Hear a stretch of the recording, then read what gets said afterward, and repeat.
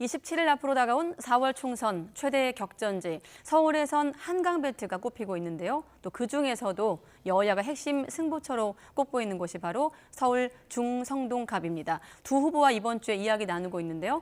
월요일엔 민주당 전현희 후보 만나봤고 오늘은 예고한 대로 국민의힘 윤희숙 후보와 이야기 나눠보겠습니다. 네, 안녕하십니까? 안녕하세요. 네, 저희가 이렇게 제목을 달다 보니까 저격수 대 저격수, 여전사 대 여전사, 네, 경제통 대 민생통 이렇게 분류했는데 여전사에서 크게 웃으시네요. 어떤 게 제일 마음에 드세요? 아니, 저는 여전사라는 그 언어를 싫어합니다. 왜냐하면 네. 지금 지역에 일하러 왔기 때문에 뭐 민주당에서 여전사라는 표현을 우리 상대 후보에게 썼지만 네. 저는 사실 여전사를 지역에 보내는 결정이 그게 적절한가? 왜냐하면 누군가와 싸우러 보내는 것 같잖아요. 근데 저는 그렇게 생각 안 하고요. 네.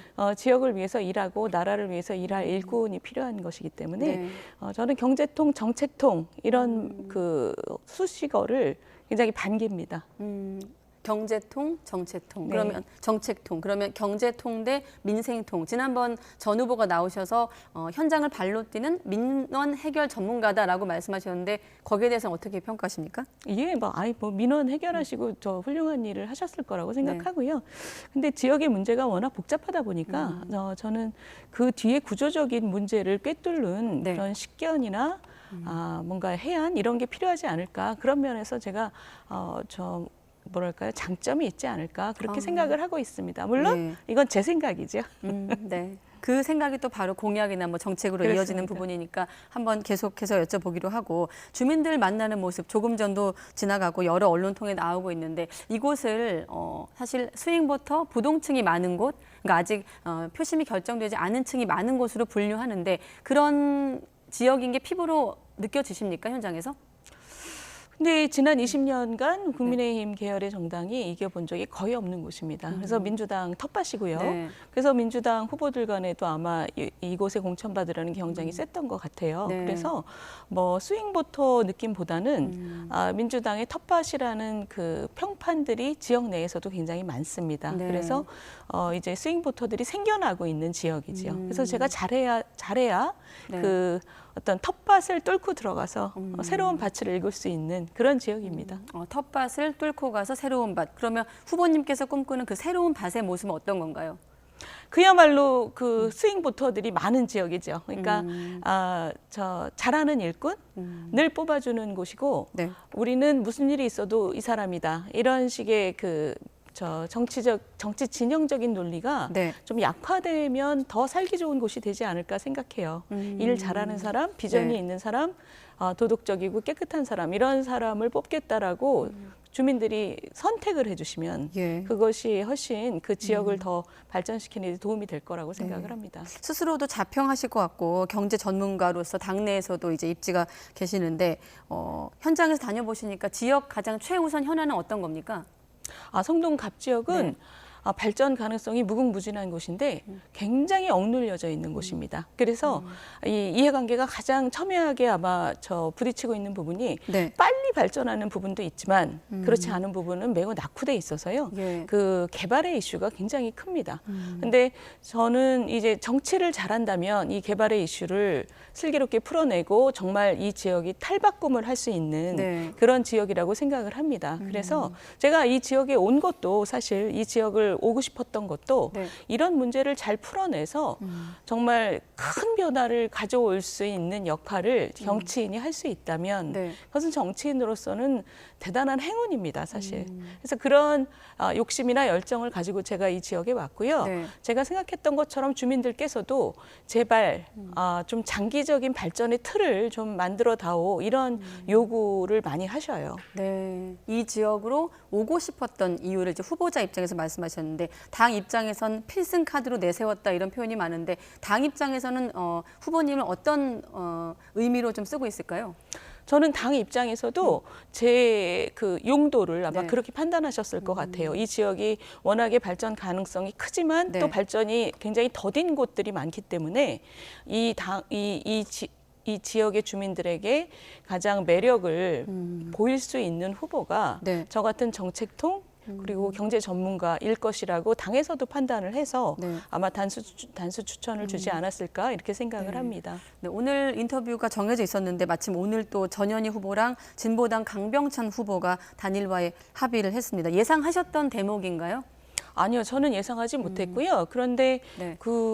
이런 거죠. 원래 그 지역에서 뛰고 있었던 호남의 대표 주자인 임종석 후보를 네. 내치고 민주당 입장에서 네. 그다음에 그 한미동맹 파기를 외치는 진보당하고 손을 잡은 게 이 주민들에게 어떻게 다가갈지 저는 사실 의구심이 좀 있습니다. 네. 근데 이 두 분이 합쳐져서 지금 같이 공통으로 말씀하신 게 윤석열 정권의 폭정을 심판하겠다라는 그런 네. 그 슬로건을 내세웠는데 사실 지난 4년을 생각을 해보면 오늘 뉴스에서도 나왔지만 이재명 대표의 변호사 5명이 모두 공천이 되지 않았습니까? 대장동 변호사. 저는 지난 4년을 돌이켜보면 특히 네. 윤석열 대통령이 취임한 이후를 생각해보면 사실 이재명 대표가 현재 여의도 대통령입니다. 굉장히 강한 그 권력을 휘두르고 있고 네. 지금 뭐 본인의 측근들을 다 공천으로 지금 내보내고 있는 이런 상황에서 무슨 폭정의 주체를 찾는다면 저는 여의도 대통령 이재명 대표가 아닌가 싶어요. 그래서 네. 이 두 분이 말씀하시는 슬로건이 국민들에게 진보당과 민주당이 함께 이런 슬로건을 말하는 것이 설득력을 가질 것인가 좀 의구심을 갖고 있습니다. 그러니까 임 전 실장을 말씀 그대로 빌면 내쳤는데 진보당 후보로 단일화한 것은 적절하지 않다. 뭐 제 입장에서는 네. 사실은 크게 걱정할 일은 아니지만 어쨌든 국민들 입장에서는 네. 민주당이라는 중도 좌파를 중도 진보를 그 표방하는 정당이 그 호남의 대표 주자를 내치고 대신 한미동맹 파기를 외치는 정치 세력과 손을 잡는다. 네. 상당히 어색한 일이지요. 네, 이 단일화가 크게 걱정하지 할 일이 아니라고 하는 건 구체적으로 어떤 의미인가요? 바로 이 부분입니다. 한미동맹 파기를 외치는 정치 세력과 손을 네. 잡는 모습이 지역의 스윙 보터들에게는 저 민주당은 중도 진보가 아니었나 네. 이런 느낌을 가질 것 같아요. 알겠습니다. 어쨌든 지금 시점은 윤희숙 대 전현희 구도가 만들어졌습니다만 말씀하신 임종석 전 실장 얘기를 잠깐 해보면 어떻습니까? 지금 운동권 대 경제 전문가 대결 구도가 만들어지지 않았거든요. 그 구도가 만들어졌을 당시엔 어떤 좀 전략을 갖고 계셨어요? 그때나 지금이나 같은 전략입니다. 사실 제가 정책통으로서 이 네. 동네에 와서 동네의 어떤 실질적인 문제를 해결하고 주민들의 삶을 실질적으로 개선시키겠다라는 목표로 네. 굉장히 열심히 그 지역의 문제를 파악하고 있었기 때문에 네. 지금 뭐 그 누가 오든 사실 누가 제 상대가 되든 제 전략은 변함이 없고요. 네. 구도 자체를 사실 별로 신경을 안 쓰고 있습니다. 그 지역의 문제를 사실 볼 때는 구도는 네. 그렇게 신경 쓰이는 문제는 아니고요. 네. 구도는 신경 쓰이는 문제가 아니었다. 그러면 1월 말에 그 출마 선언하신 걸로 제가 기억을 하고 있고 2월 27일인가 아무튼 전현희 후보가 공천 확정이 네, 됐는데 네. 딱 처음 든 생각은 여쭤봐도 될까요? 기억나실까요? 네. 잘 모르겠다는 느낌이 들었어요. 왜냐하면 잘 모르겠다. 예. 이게 전현희 후보께서 네. 어떤 정치인인지 제가 잘 머리에 들어오질 않더라고요. 그러니까 어떤 철학을 갖고 정치를 하시는지, 어떤 비전을 갖고 정치를 하시는지 그런 걸 제가 뚜렷하게 느낀 적이 별로 없었기 때문에 네. 한 가지 남는 것이 그 이재명 그 대표의 무료 변론에 대해서 권익위 때 친하면 괜찮다 이런 말씀을 하셨던 기억이 제가 살짝 드는 거 말고는 네. 어떤 정치 철학을 가진 분인지를 제가 잘 모르겠더라고요. 그래서 우리 정치하시는 분들이 각이 있다 없다 이렇게 말씀을 하시는데 제 머릿속에도 각이 뭐지? 이런 느낌이 살짝 들었었어요. 그럼 이따가 얘기할 그 권익위원장 시절의 어떤 그 악연과는 별도로 정치인 전현희는 잘 모르겠다. 잘 모르겠다. 네. 그러니까 근데 뭐 그렇죠. 훌륭한 분이실 것 같긴 한데 어떤 철학을 가지신 분인지는 잘 모르겠고 권익위 활동을 하실 때 국민의 권익을 정말 제일 앞에 세우셨는지 네. 아니면 이재명 대표의 권익을 앞에 세우셨는지 그 부분에 대해서는 제가 국민 편이라고 생각하기가 굉장히 어려웠던 점이 좀 있습니다. 네, 마침 다음 질문이 지난 월요일 나왔던 전 후보께서 장점을 살린 선의의 경쟁을 제안하겠다고 이제 말씀하셔서 질문해 달라고 하셨거든요. 전 후보의 장점은 앞서 말한 답변으로 대신하겠습니까? 아니면 장점이 좀 보이고 있습니까? 현장을 만나보시니까?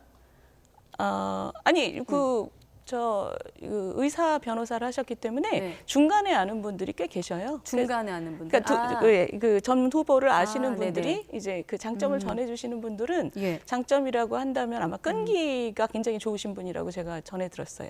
끈기가 좋은 분이다. 예. 그럼 어쨌든 제가 아까 말씀드린 두 후보의 공천으로 윤 후보 부친의 농지법 위반 의혹이 다시 언론에 거론되고 부각되고 있습니다. 또 두 분이 맞서면서 민주당도 이런 점을 좀 고려해서 전 후보를 공천했겠죠. 글쎄요, 저는 사실 임종석 그 후보를 내치기 위해서 보낸 분이 아닌가 하는 의심을 좀 갖고 있는데요. 네. 어찌됐든 우리 전현희 후보께서 가시는 곳마다 저 농지법 위반 저희 아버지 말씀을 많이 하시고 계신데 네. 저는 사실은 그것이 저한테는 평생의 자랑입니다.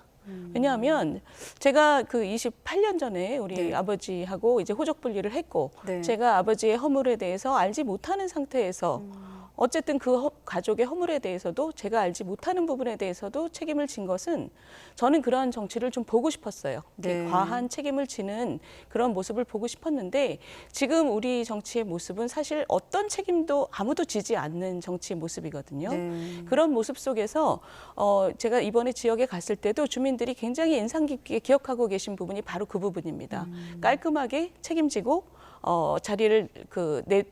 자리를 떠난 모습이 적어도 사리사욕을 갖지 않은 사람이라는 느낌을 많은 분들이 받으셨고 예. 저는 그런 모습이 우리 미래 정치의 모습이 아닌가 생각을 해요. 그래서 우리 전현희 후보께서 가시는 곳마다 저 말씀을 해주고 계신 게 네. 저한테는 사실은 좀 고맙다고나 할까 좀 그런 부분입니다. 오히려 허물에도 가족의 허물에도 책임지는 모습을 보여줄 수 있기 때문에 오히려 반전의 기회가 될 수 있다라고. 저에게는 자랑입니다. 예, 알겠습니다. 서두에 얘기했던 스윙부터 부동층이 많은 지역에 대한 어떤 질문을 연장해 보면 유권자 지형에 좀 변화가 많다는 분석도 많거든요. 이를테면 보수색이 좀 더 강해지고 있다. 부동산과 좀 연결된 부분인데 고급 아파트들이 좀 들어선 대목인데 지금 27일 남은 시점에 이 지역에 대한 판세는 어떻게 좀 분석하고 계십니까?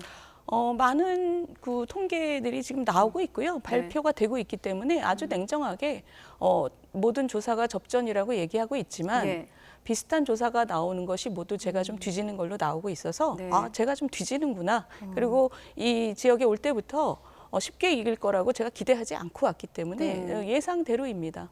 열심히 해서 제가 네. 따라잡고 뒤집어야죠. 네, 뒤집어야죠. 자, YTN 격전지 조사한 여론조사를 보여주시고 이제 27일 남은 시점인데 앞으로 후보님 입장에서 어떤 좀 취약한 부분이 있다면 전략으로 이 부분은 내가 좀 보완해 나아가야겠다 했던 대목이 어떤 게 있을까요?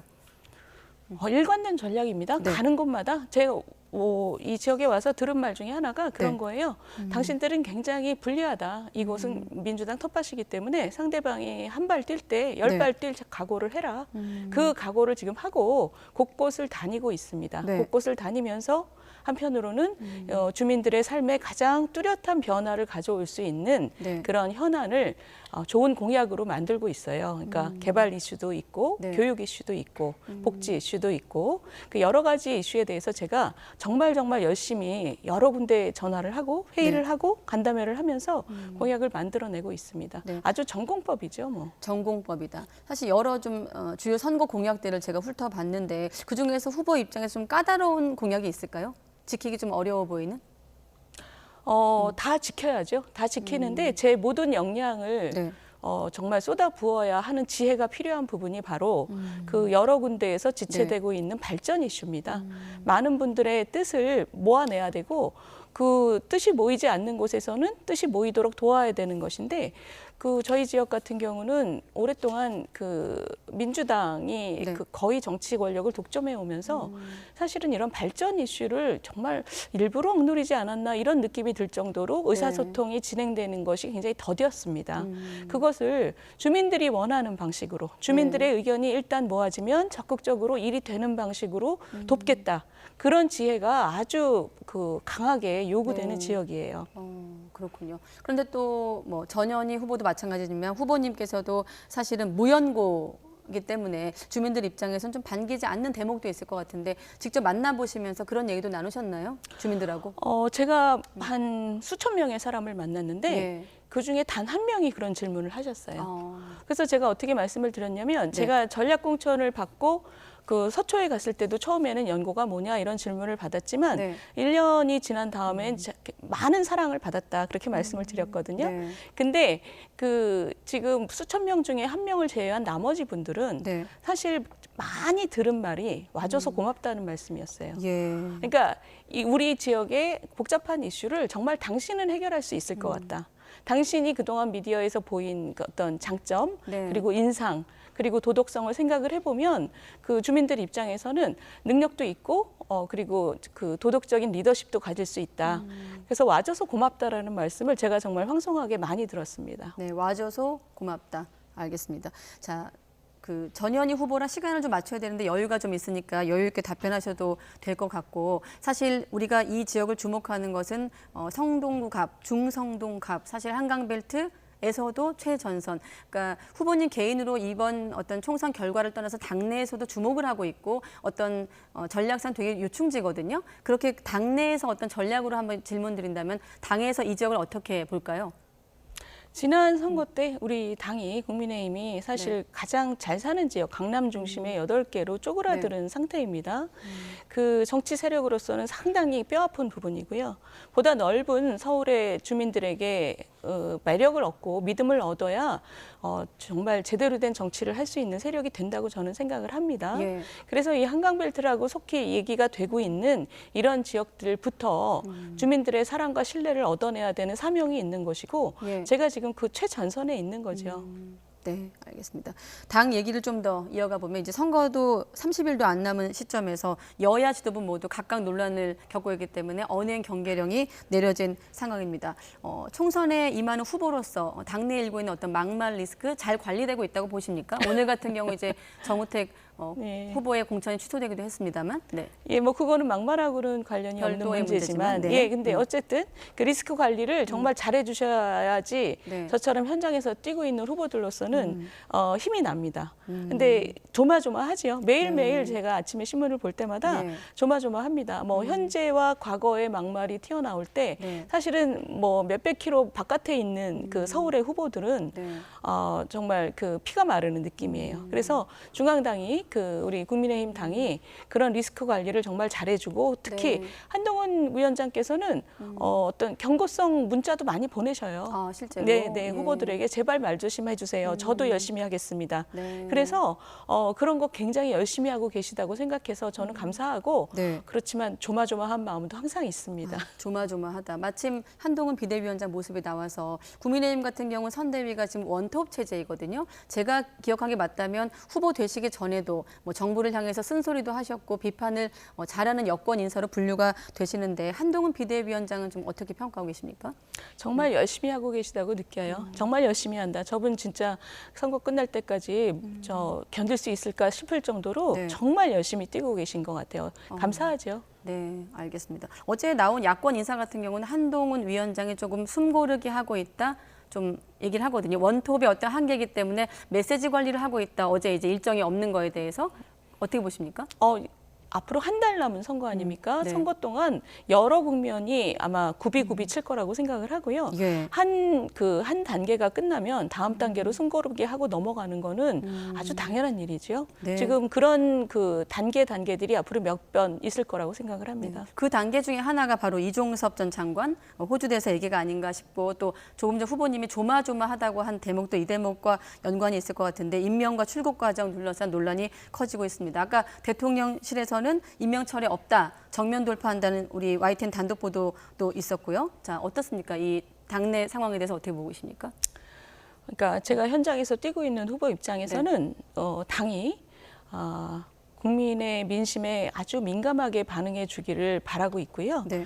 그 지금 국민들의 우려가 사실 있는 것이 사실입니다. 그 좀 수사 대상인데 수사가 제대로 이루어질 수 있을까? 그 멀리 네. 바다 건너 가신 분이 이런 우려가 있는 게 사실이기 때문에 예. 이런 우려를 적극적으로 저는 해소를 해주셔야 될 것 같아요. 네.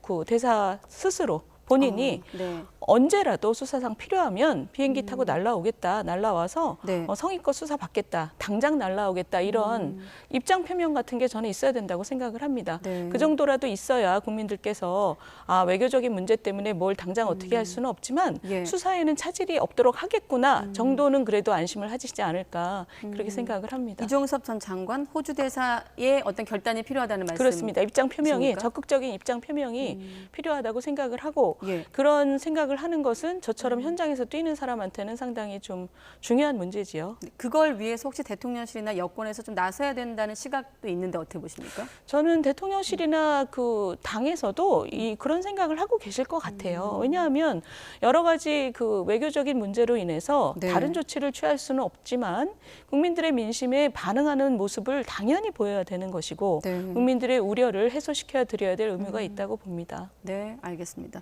자, 그리고 조국 혁신당의 약진도 한번 질문 드리고 싶은 대목인데 뭐 여론조사 더 자세히 보셨을 텐데 이번 총선 뭐 최대 변수가 될 거다 이런 관측도 있는 게 사실이고요. 이런 현상의 배경을 어떻게 해석하고 계십니까?